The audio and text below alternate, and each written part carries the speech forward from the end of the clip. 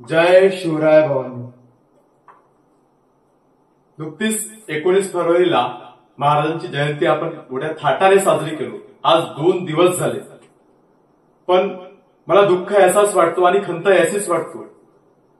माझ्या एका मित्राचा फोन आला रामटेकवरून आणि त्यांनी माझे व्हॉट्सअपचे स्टेटस बघितले आणि त्यांनी मला विचारलं, भाऊ म्हणे तुमच्याकडे महाराजांच्या रॅलीमध्ये मावळ्यांची संख्या कमी होती म्हणे। मी हो म्हटलं भाऊ, रामटेकच्या शिवजयंतीमध्ये मावळ्यांची अफाट गर्दी होती।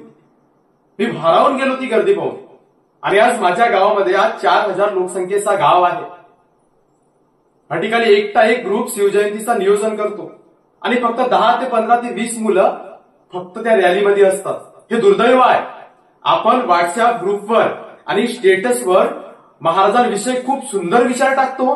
2 बोटाने टाईप करणे सोपं आहे आणि जर आपली शिवभक्ती किंवा महाराजांविषयी प्रतिष्ठा दाखवायची असेल तर आपण महाराजांची जी शिवजयंती वर्षातून एकदा येतो, साधं त्या रॅलीमध्ये आपण उपस्थित राहू शकत नाही। म्हणून महाराजांचा आदर म्हणून, त्यांचा सन्मान म्हणून त्या रॅलीमध्ये आपण येऊ शकत नाही। हे आपल्यासाठी दुर्दैवी गोष्ट आहे। पण मी कौतुक करेन त्या मुलांचा माझ्या गावच्या, त्यांनी शिवजयंती जन्मोत्सव सोहळा साजरा करण्याचा विडा उचलला आणि तो उचलायलाच पाहिजे।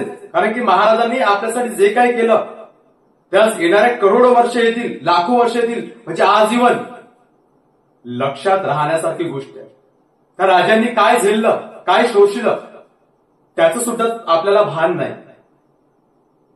याच्यापूर्वी आमच्याकडे एक ग्रुप होता, त्यांनी जन्मोत्सव सोहळा साजरा करण्याचा निर्णय घेतला, पण त्यांना फारसा प्रतिसाद मिळाला नाही लोकांचा।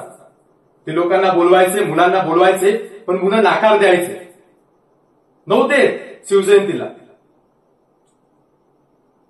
मग एकीकडे खूप रील्स गाजतात, महाराजांविषयी तुम्हाला काय माहित आहे, महाराज म्हणजे काय, त्यांचे विचार म्हणजे काय।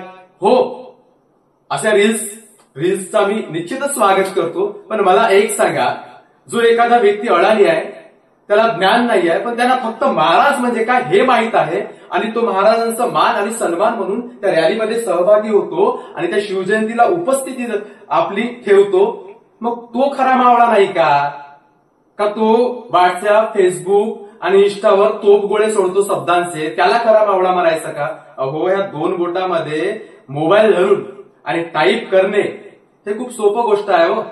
आम्हाला सुद्धा वाटतो की शिवजयंतीला खूप चांगले कार्यक्रम करावं, पण लोकांचा आणि मुलांचा पाहिजे तसा प्रतिसाद आमच्या गावामध्ये मिळत नाही। खूप काय करण्यासारखं आहे। आज आम्ही बघतो प्रत्येक बरेच ठिकाणी जातो तर छोट्या छोट्या गावामध्ये असं या महाराजांची जयंती इतक्या उत्कृष्टपणे पार पाडली जाते की अशी ते जो छोटीशी नगरी राहतो ते दुमदुमून जातो की खरंच आज महाराजांची जयंती या ठिकाणी साजरी होत आहे।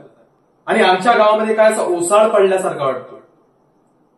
तुला खरंच वाटतो ना की तू महाराजांचा खरा मावळा आहेस, तर ये ना मग महाराजांच्या जन्मोत्सव सोहळ्यामध्ये, ये ना रॅलीमध्ये सहभागी हो ना। आपली थोडी वेळ तरी दे ना। तुमच्या आजोबाचा, तुमच्या पंजोबाचा काळ गेला ते जाऊ द्या ना, पण तुम्ही युवा आहात ना, तुम्ही या ना, समोर या ना, एकामेकाचे विचार घ्या ना, नियोजन करा ना। अरे त्या राजाविषयी आपण एकवटू नाही शकू, ज्याने स्वराज्याचे सुराज्य केलं आणि असंख्य जाती जमातीला त्यांनी भेदभाव मांडला नाही आणि आपलंच केलं, त्या राजाविषयी असो ज्यांना जे योग्य वाटते ते करू शकतात। आणि आजच्या परिस्थिती जे घडत आहे त्यावर मी बोलण्याचा प्रयत्न केला। या ठिकाणी जर कोणाच्या भावना दुखवल्या असतील तर मी तुम्हाला सगळ्यांना जाहीर माफी मागतो। येणारा काळ खूप कठीण येणार नाही, तुम्ही विचार सुद्धा करू शकणार नाही, याच्या पलीकडे असणार आहे असेल। आणि येणाऱ्या पिढींना जर महाराजांचा इतिहास जर सांगायचा असेल तर अशा कार्यक्रमामध्ये सहभागी होणे अत्यंत गरजेचं आहे। जय शिवराय।